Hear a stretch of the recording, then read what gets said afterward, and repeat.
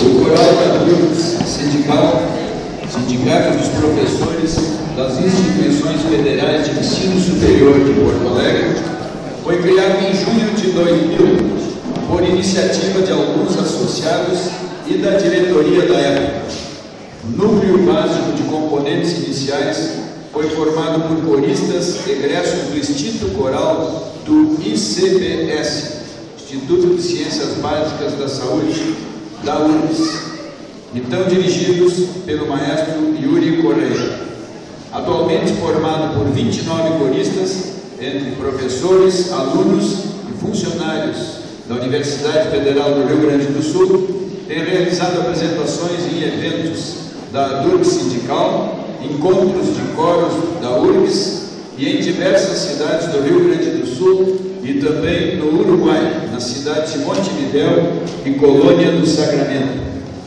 Em novembro de 2004, promoveu o primeiro encontro de coros da URGS, que neste ano de 2012, e no ano de 2012, contava com sua 9ª edição. O grupo se dedica à execução de música popular e também peças originais para coro, incluindo obras de compositores brasileiros como José Joaquim Emerico Lobo de Mesquita e José Maurício Nunes Garcia.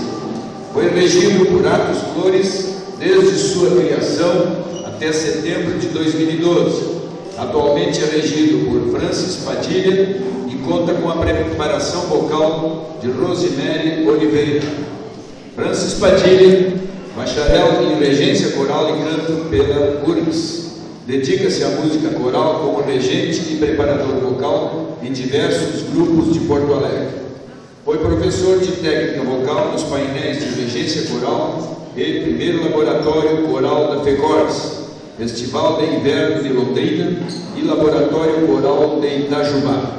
Atualmente integra os grupos Por Arte e Companhia Teatro Novo, atuando respectivamente nas peças Aqui, Ali e Acolá e Saltimbancos.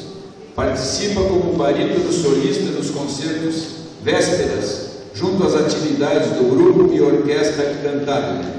Em 2011, foi premiado por 3º lugar masculino e júri popular no concurso internacional de canto Bidu Sayão. Como primeira música, ouviremos Baianá, de Maria do Carmo Barbosa e Melo, e Baianas Mensageiras de Luzia, adaptação de Boa Tarde Povo, o arranjo de Rodrigo Lopes da Silva.